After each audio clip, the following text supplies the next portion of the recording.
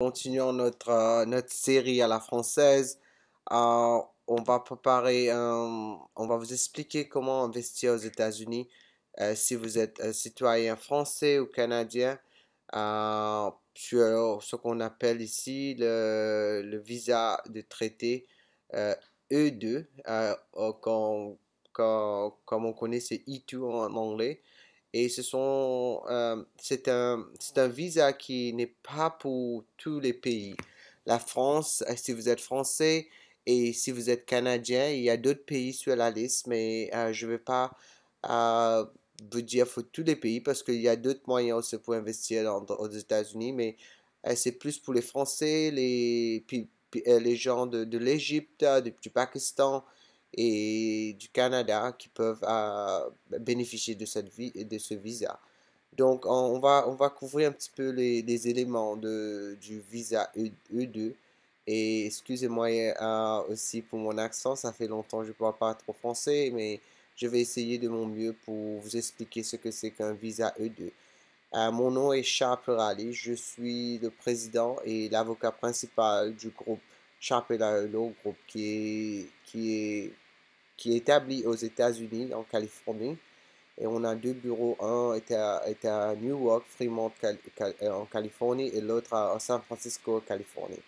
Donc, je vais vous couvrir un petit peu, je vais vous montrer un petit peu comment vous pouvez établir un visa et aussi apporter votre famille avec vous pendant ce temps que vous avez ce visa aux États-Unis.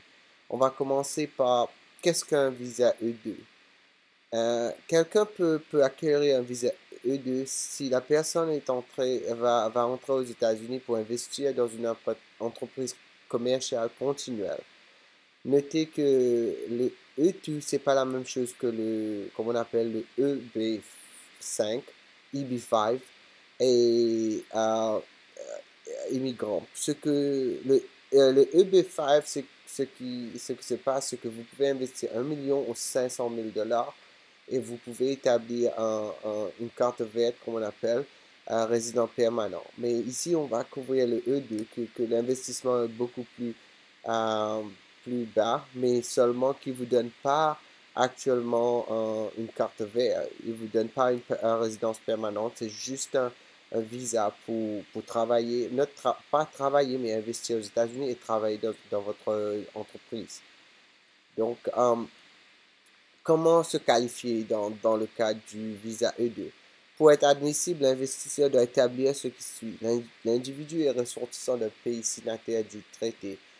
Je vais placer au bout de ce film ce qu'on appelle le lien du site qui va vous guider sur qui sont les pays qui sont participants dans les traités avec les États-Unis. Le numéro 2, l'individu a un investissement substantiel ou prévoit d'investir essentiellement dans une vraie entreprise commerciale continuelle. Um, le problème ici, c'est que la question qu'on a tout le temps, c'est que combien je dois investir. C'est pas une question de montant, mais on dirait, si c'est plus de 100 000 à 120 000 dollars, c'est beaucoup plus facile. Moins que ça, on doit prouver d'autres choses, que l'entreprise n'a pas besoin d'autant d'argent, mais il va générer plus d'argent. Donc, on va prendre le 120 000 dollars, dollars américains, comme le guide qu'on va servir dans l'investissement substantiel qu'il mentionne sur le numéro 2. L'individu doit venir en Amérique pour développer l'investissement. Donc, ce qui se passe, c'est que vous devez venir ici pour le développer avec votre famille et tout. Par exemple, vous pouvez acheter un restaurant. Je sais que les Français aiment bien le restaurant. Vous pouvez investir dans une boutique, dans plein de trucs. Mais ça doit venir dans quelque chose de substantiel. Euh, qui est admissible pour le visa E2? En tant qu'investisseur du visa E2, vous devez venir aux États-Unis et investir dans une entreprise nouvelle ou existante. Donc, vous pouvez acheter une entreprise qui est déjà existante. Vous pouvez acheter comme on appelle, une franchise ici, une franchise. Et vous pouvez aussi, l'USCIS, c'est United States Citizenship and Immigration Services. et définit un investissement E2 en tant que mise de l'investisseur du capital, y compris les fonds et autres actions, à risque dans le sens commercial dans le but de générer un profit. Donc, vous devez investir cet argent. Il ne peut pas être un prêt à, il peut pas être un prêt à l'entreprise. Ce que ça veut dire, vous pouvez avoir un prêt pour vous-même et puis vous mettez ça dans l'entreprise. Donc, l'entreprise doit être, donc c'est un investissement que vous devez prendre. Vous êtes en train de risquer votre argent. C'est ça qu'ils veulent. C'est pas juste quand vous prêtez l'argent et l'investissement, et si ça marche pas, on doit toujours vous retourner. Non, ça marche pas comme ça. Ça doit être un investissement que vous investissez. Si vous perdez, vous perdez. Si vous faites bien, vous faites bien. C'est ça qu'il parle ici. Votre investissement doit être dans une entreprise de bonne foi et ne peut pas être marginal. Une entreprise de bonne foi est celle qui est une véritable entreprise commerciale ou d'entreprise qui est active et de produit des biens ou des services pour le profit. L'entreprise ne peut pas être un investissement inactif tenu d'appréciation de valeur telles que le terrain non aménagé ou des actions détenues par un investisseur qui n'a pas l'intention de diriger l'entreprise. Grosso modo, ce qu'ils vous disent là, c'est que vous ne pouvez pas investir dans quelque chose qui est inactif. Vous ne pouvez pas investir, par exemple, dans des actions de Microsoft et vous pensez que ça va ça va vous donner un visa E2. Vous devez investir dans quelque chose qui est actif. Par exemple, comme je l'ai dit avant ça, un restaurant ou quelque chose comme ça, ou comme on appelle ici les pompes à essence, gas station comme on appelle. Et une entreprise marginale doit générer suffisamment pour vivre un minimum. Si c'est seulement un minimum pour faire vivre votre famille et vous, ça ne compte pas. Il doit apporter quelque chose de plus aux États-Unis en tant qu'une contribution économique. Donc, si juste vous allez montrer que oh, on va faire 100 000 dollars et ça va coûter 100 000 dollars pour que votre famille vive ici, ça ne compte pas. Vous devez montrer quelque chose de plus. C'est ça qu'on appelle doit être, elle ne peut pas être marginale. Euh, une partie des preuves, là vous avez une liste des preuves que vous pouvez lire, ce que vous devez avoir pour prouver votre cas. Et bien sûr, là, c'est un bon avocat peut vraiment vous guider, parce que c'est vraiment difficile de naviguer le système ici. Et le visa E2 n'est pas difficile à faire, mais seulement il y a beaucoup de, comme là vous avez le relevé bancaire, les contrats d'accord, documents en séquestre, contrats de location, etc. Et vous allez voir, il y a beaucoup de documents qu'ils veulent. Une partie des preuves que vous pouvez présenter pour démontrer que votre entreprise n'est pas marginale. Plan d'affaires. Plan d'affaires très important. Si vous n'avez pas un plan d'affaires, c'est très difficile d'avoir un visa E2, à moins que le business est en train l'entreprise est déjà en train de marcher. Je vous conseille de faire un bon plan d'affaires et on peut vous aider dessus et les déclarations de revenus américaines ou à l'étranger, ce qu'on appelle votre impôt, votre retour d'impôt et le résumé de paie, à savoir le W2 et W3. Ça, c'est ce qu'on sait ici aux États-Unis. Donc, vous devez prouver qu'il y a de l'argent qui est entré. Et vous devez être en possession des fonds que vous allez doit être engagé dans l'entreprise. Par exemple, les fonds que vous avez, vous devez démontrer que le capital investi est engagé irrévocablement à l'entreprise et sous le réserve des pertes partielles ou totales dans le cas où l'entité échoue. Ce que je parlais un petit peu avant, c'est que si vous allez investir, c'est un investissement. C'est pas un prêt que vous faites à l'entreprise.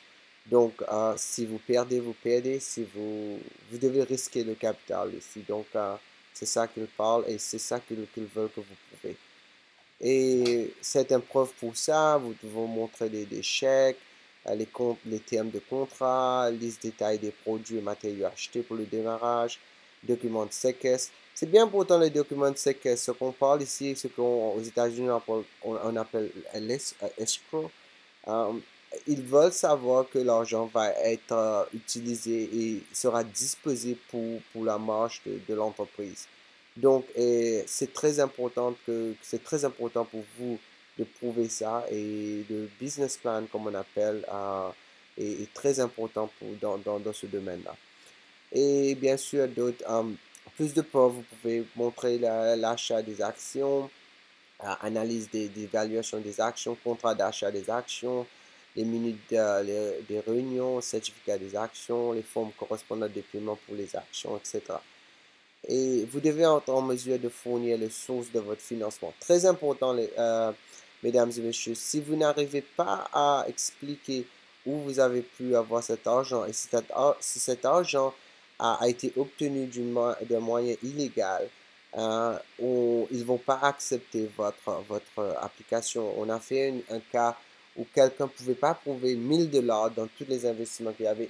Ils nous ont donné tellement de problèmes, mais éventuellement, on a pu être vainqueur dans le cas, mais ça a été assez difficile parce que ils pensaient que le 1000 $ venait d'une place pas légale, ça n'était pas compté sur les impôts. Donc, c'est très important. Ces problèmes-là ne sont pas récurrents des pays de l'Europe ou du Canada, mais ça arrive souvent dans les pays où le système n'est pas très régulier ou ne marche pas vraiment automatiquement. Donc, c'est pas vraiment un grand problème dans les pays européens ou canadiens, mais vous devez prouver que votre argent est pas un argent qui est légitime. Donc, vous devez prouver ça. C'est très, très important. Cet élément de preuve est virement bancaire, mandat, relevé bancaire, déclaration fiscale, dossier de paie, etc., etc. Ces trucs-là, c'est plutôt du côté des avocats qui doivent vous demander tout ça, mais je suis en train de vous expliquer. Et pour ceux qui ne savent pas, je suis un avocat qui est licencié aux États-Unis, dans la Californie, et les systèmes américains. On est licencié dans un État, mais on peut pratiquer l'immigration de tous les États. Et bien sûr, j'ai des clients de France, de l'Égypte, dans le monde entier. Donc, on peut vous aider. Vous devez venir aux États-Unis pour développer et diriger l'entreprise. Euh, c'est pas que vous avez, vous devez au moins posséder 50% de l'entreprise. Et vous avez le contrôle. Vous devez contrôler l'entreprise. C'est très important que vous contrôlez. Parce que beaucoup de gens me demandent, oh, j'ai un ami qui a une entreprise ici et je vais investir un peu d'argent dessus et je veux avoir un visa E2. Mais ça ne marche pas comme ça. Vous devez avoir contrôle de l'entreprise.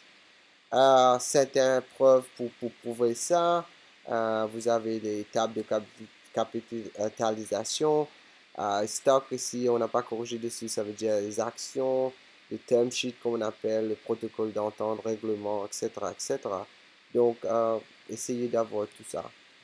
Comment pouvons-nous vous aider? Bien sûr, on peut vous aider parce on a fait beaucoup de cas de E2 et on est plutôt bon à préparer ces cas. On est assez bon dans l'immigration. Vous pouvez vérifier sur notre site Piralilo les cas que nous avons fait. Où on a vraiment réussi et on a été victorieux dans plus de cas que beaucoup d'autres avocats. Et on peut vous préparer pour l'entrevue. On peut aussi, l'avantage que j'ai, je parle français moi-même en tant qu'avocat et je suis le président du groupe Chaparello Group qui compte au moins 12 employés. Et je parle français, j'ai 2 autres personnes qui parlent français aussi dans l'entreprise. Et bien sûr, les informations que je vous fournis ici, enfin éducatif, vous ne devriez pas agir ou agir sur les informations fournies. Vous devez communiquer avec un avocat pour votre évaluation personnelle et n'hésitez pas à nous contacter sur le 510-742-5887 ou visiter piralilaw.com pour plus d'informations. Merci et jusqu'à votre prochaine vidéo, je vous souhaite la bienvenue aux États-Unis si vous avez eu votre visa. Merci. Au revoir.